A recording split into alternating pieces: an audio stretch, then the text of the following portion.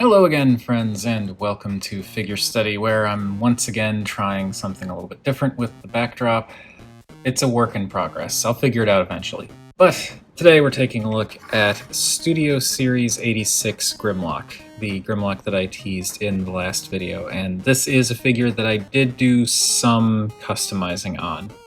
But yes, Studio Series Grimlock. My freaking goodness, look at this thing. It's amazing. It's like, I want to say almost perfect. That plus the $50-ish price point, I feel like puts this guy ahead of the official masterpiece. Granted, I've never owned the official masterpiece. The closest thing I have is Fans Toys Grinder, but let's be honest, $50 versus $200, this is a bit more universally accessible, I think.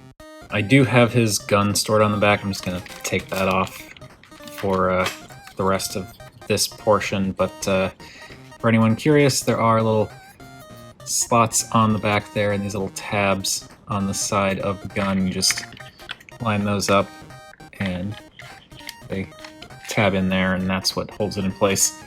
I love this little Grimlock. He looks fantastic. Maybe a little bit too much in terms of the molded detailing here and there for the sake of being cartoon accurate, but I really don't care. As for the things that I did do to kind of tweak this guy a little bit, you will notice his arms are silver.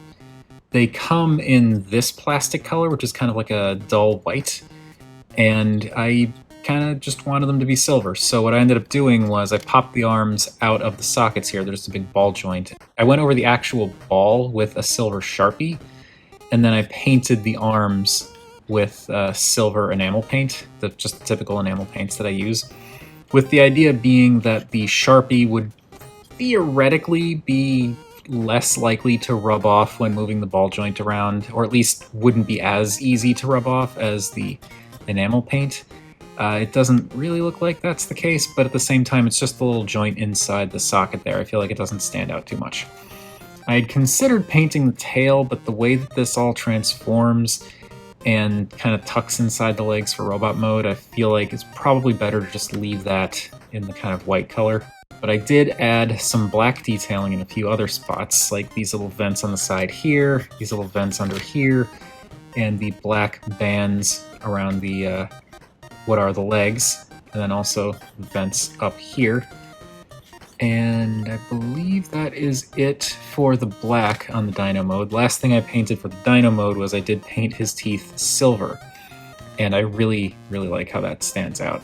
And the default paint that's on this guy isn't bad. Like, ignoring the black that I put on the legs here, you do get the gold on the talons, you get the red and green and blue and the black up along the back here, the gold in this section, the gold around the neck, the red lines around the torso. He comes with the Autobot symbol, and of course the blue eyes.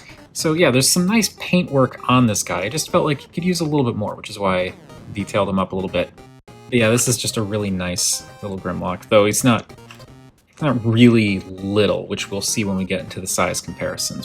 All right, so let's start with some of the detailing on here, and it's very Grimlocky. He hits all the proper Grimlock notes with the gold talons, the gold belly, pelvis area, the gold neck, the grayish bits here and there, the three-fingered arms, which I know it's cartoon accurate. It's just not what a T-Rex is supposed to have, but it's cartoon accurate. I get that. And here you can see a little bit more closely the kind of unnecessary added detailing that they have all through here, like all the greebly stuff, which I don't think is bad. It's just, if they're shooting for cartoon accuracy, then this is a little bit too detailed, if you know what I mean. The only gripe I have with this head is, first off, the front teeth missing. It doesn't bother me as much as it bothers other people.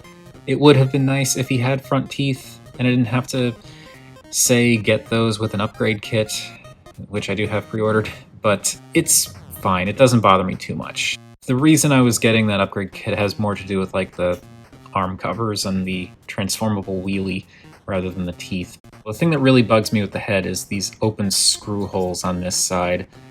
And I know it's Hasbro, they don't really do the screw hole cover thing, but it's just these giant holes. It's a little unfortunate.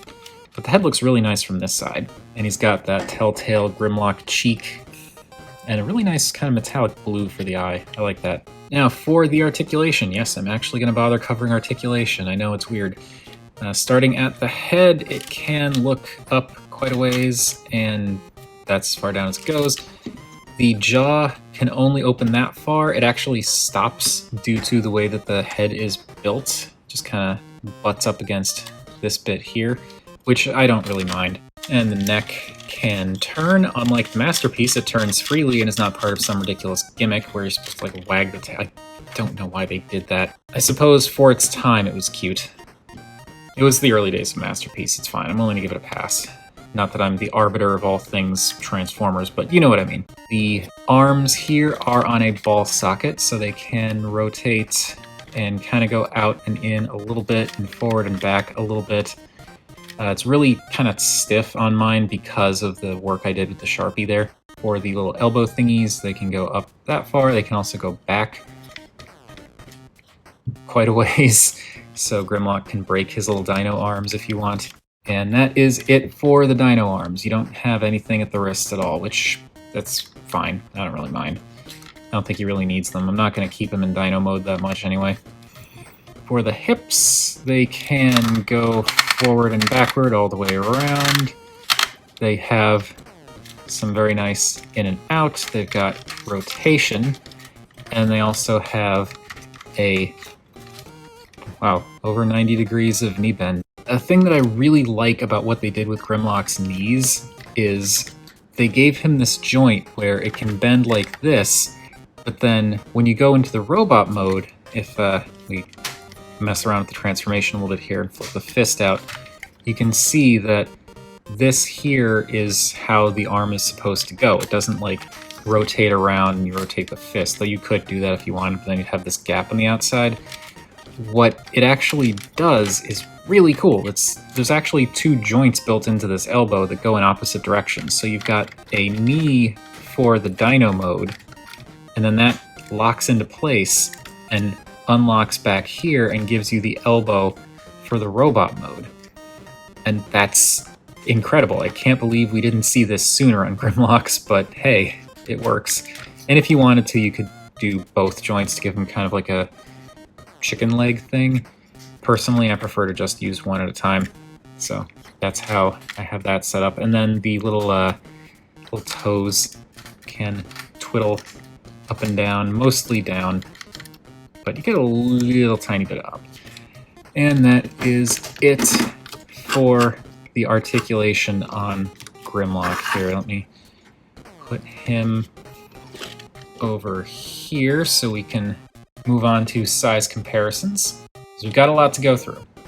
Here he is next to the standard deluxe squad, and he's a leader class Dinobot, so he is quite big, and I really like that about him. Just because it's Grimlock, I feel like Grimlock needs to have a big toy. Here he is with the Cyberverse Deluxe Grimlock that I did do extensive painting for. Say what you will about Cyberverse, but that Grimlock's transformation is still tasty. Anyway, here is Alternator's Grimlock. I should do a Let's Transform for Alternator's Grimlock in the future, because it's really not that bad.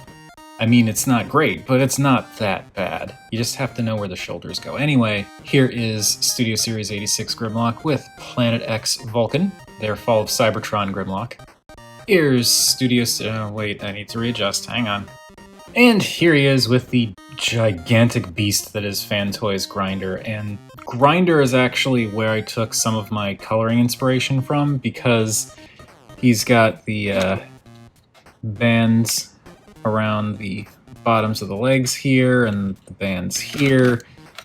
And yeah, that's just kind of like all of this is kind of where I took my inspiration from, at least for like the black detailing on the Studio Series figure. Anyway, yeah, here they are together and he's gigantic. And let me readjust this again. And here he is with the duck tank. All right, transformation time. So anyone familiar with any typical Grimlock is probably going to know how this one goes for the most part, but let's get right to it.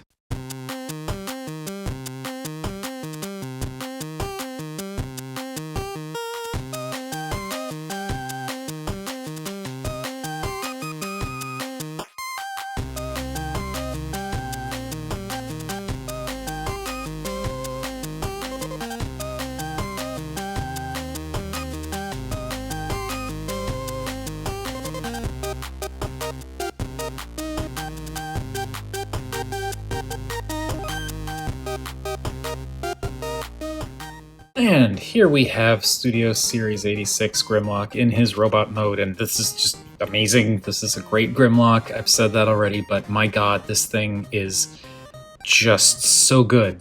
And for 50 bucks, I think this might be the best Grimlock in terms of like value for money.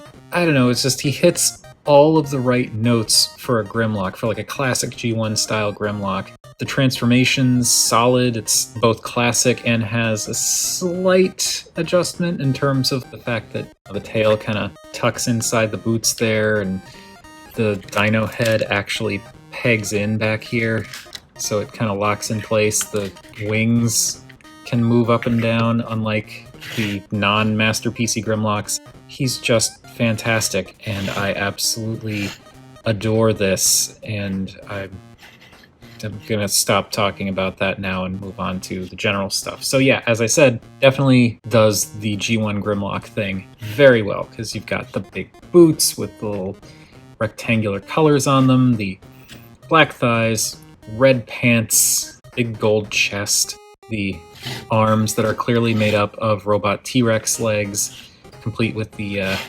talon, nail, whatever, claw, cuffs, T-Rex torso splayed across for wings, and the head draped across the back. The silhouette's there, the shapes and colors are there. I love it. It's this big, imposing, badass looking figure, and it's just perfect. Well, okay, not perfect. And I don't mean just in terms of the fact like I added some paint here and there, but like there are a couple of small things that could have been maybe a little bit better. As far as the actual quality of the figure goes, the transformation, the engineering, I don't necessarily think they needed to change any of that. The issues that I have are more like nitpicks in terms of what they painted versus what they didn't paint. It would have been nice if they painted some of the details that I had painted, like say the dino teeth, but that's not what I'm talking about. I'm talking about like stuff that hasn't been painted even after I did it, like the midsection here, you've got some red under the torso section here, but then it kind of stops right here. I feel like that red could have gone around more. Also, the gray color up here, I feel like maybe that could have also been painted gold, but you know, it's like I said, it's nitpicky stuff. There's some really nice details on the inside of the wings here that I feel like would have been nice if they had gotten some paint. But again, it's a $50 leader class figure for the Studio Series line. It's not the masterpiece, so I get why they didn't do all that. But, you know, just like I said, little nitpicky things. But aside from those little nitpicky things, this looks absolutely incredible. All right, let's go over the accessories real quick, or really, let's go over the accessory, because yes, he comes with a wheelie that rides on his shoulder or on the dino neck, but like, that thing is so bad. It's such an afterthought. I hate to be the kind of person that says, oh, Hasbro should have done this or should have done that, but really, if we're all being honest, they should have included a sword and forgotten about wheelie. It would have been much better if he got his blaster and sword. But here is his gun, and the gun looks really nice. It's that very recognizable G1 Grimlock rifle shape where it kind of looks like a battleship almost, with these two dual barrels coming off the sides. It's neat. It looks good. Like I said, it's kind of a identifiable silhouette, so yeah, and that just pegs into his hand. And I think I remember seeing somewhere that there were other ways to store it in robot mode, but I'm not entirely sure what those are. Like, I guess you could peg it up here, kind of at an angle, kind of. I don't really want to sit up there, though. I swear there is actually something that you're supposed to be able to do to store this in his robot mode. I just can't remember what it is, and I'm too lazy to look it up. But, as I said, pegs into his hand just fine. And now he's got his gun, and that looks great. Now, a lot of what we see in detail is pretty much the stuff that we saw in Dino Mode, just recontextualized, though there is a lot of new stuff that's opened up. The arms are more or less the same, but then the legs, now you've got the inside here, which is nicely detailed. There are the thighs with some nice detailing in there as well. I did paint the silver onto these bits on the pelvis section, up on the hips. That was, again, kind of inspired by Grinder's look, and also the fact that it just looked really plain there, and I thought he could use a little bit more color. In the chest, there's that other issue that I do kind of have that issue that a lot of other people have, where this chest thing is just, it's too dark. I don't necessarily like the completely translucent piece that I've seen. I think it was Nanaf that was making that. I'm not a fan of the all clear plastic for this because it's too clear. Then it's kind of like, what's it even there for? I do think that the tinted plastic looks good. It's just a little too tinted here. It makes it really hard to see that Autobot logo in some lighting conditions. I guess one other gripe that I have is these shoulder joints in red. I imagine there's a reason why they did them in red. Probably either something to do with durability or just the way that the molds worked out. But I kind of wish that those were either in black or gray because they stand out kind of weird. There's some nice detailing even on those. Like you can kind of sort of see the little piston-y detailing that they've got going on there, but it's just kind of a not great standout color. Anyway, you've got the arm detailing, and like I said, there's some really nice detailing on the insides of the flayed open T-Rex torso. I actually really like those. I debated going in and painting those, but decided, again, I didn't want to make them too busy. Similarly, I was debating whether or not I wanted to paint these bits here, but because there's so much molding going on here, and this ring is kind of deep in terms of how it's molded, I feel like the shadows that it casts adds enough kind of breakup to the shoulder grayness that I don't think he necessarily needs the extra paint, so I just kind of left that as is. And then we come to the head. This is super duper Grimlock, and I absolutely love it. I mean, what can I say? It's Grimlock's head. He's got one of the most expressive faces that doesn't actually have a face. There's just something about it that I feel like you could get a ton of expression out of it, even though he doesn't actually really have a face. But it does look very Grimlocky. He's got the little divots along the sides of the faceplate, where sometimes there are teeth and sometimes there aren't. I really like the kind of dark metallic blue that they did for the eyes. It is, of course, that telltale Grimlock shape, and it's just fantastic. There is one other thing I did in terms of paint for this guy, and that is the neck. It's kind of hard to tell because of all the shadows and whatnot, but I painted his neck black. His little neck stump there. And I did have to take the head off to do it because I needed to get the clearance because I didn't want to be like painting up underneath the head and all that. And I wanted to have more control. But yeah, I painted his neck black so that way it just looks, I think, complete is the best way to describe it, because when the neck was gray, it just kind of looked like his head was kind of floating there. But now that it's black, I feel like it fits a little bit better with what's going on around the torso. But yeah, this is a fantastic Grimlock. I mean, everyone probably knows this already because this figure's been out for a fair bit and I took forever to talk about it, but I don't care. This is just an amazing Grimlock, and I don't know if I can necessarily call it my favorite Grimlock out of all the Grimlocks I have, because I like all of the Grimlocks that I have for different reasons. But in terms of G1 focused Grimlocks, I do think he is my favorite, and that includes Fans Toys Grinder. Not saying he's better than Fans Toys Grinder, because that's entirely subjective. Plus, it's a $50 toy versus a $200 toy.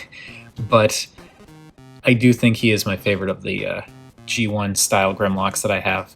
Anyway, before we do the size comparisons, which I foolishly set up for without thinking, let's talk articulation. So as we saw with the little back wings, you get a lot of up and down motion on that, and like the kind of forward and back motion.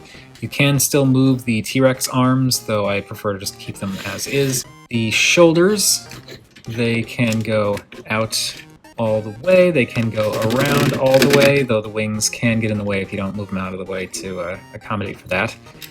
You got a bicep swivel, which also works as a thigh swivel for the Dino Mode. You get a pretty decent past 90-degree bend on the elbow. You cannot, unfortunately, make use of the backwards joint to get more bend because it's just gonna bend back that way. I suppose if you really wanted to, you could rotate the arm around this way and rotate the fist around and bend it up a little bit more, but that kind of, yeah, I don't think that really works. As you probably noticed, the fist does rotate all the way around, and if you want to, you can detransform it slightly to get the fist to go in and out. The waist does rotate, and if you get the dino head out of the way, it'll rotate all the way around. The hips can go out just as far and parallel to the ground as the shoulders. The hips can go forward and back pretty much the full 90. You've got thigh swivels. You've got a slightly under 90-degree knee bend, though I guess if you wanted to, you could open this panel up and make use of the transformation joint and get a really kind of broken extra knee bend. And for the feet, you get quite a bit of ankle tilt. And I also like that they built this little piece of plastic in here so that when you tilt the ankle, you still get the impression of there being stuff in there. It is thin, so when you're looking at them from the side, it's still obvious how much gap there is here, but I still like that. I like that they put that in. And then the heel can move up and down if you want. Have you figured out that I like the really cool Grimlock toy? Bet nobody saw that coming. Anyway, moving on to size comparisons. Here he is with the standard deluxe squad, and as you would expect from a leader figure, he is quite large compared to them. Though in all honesty, he is a little bit big when compared to more contemporary leader figures as well, which I kind of like.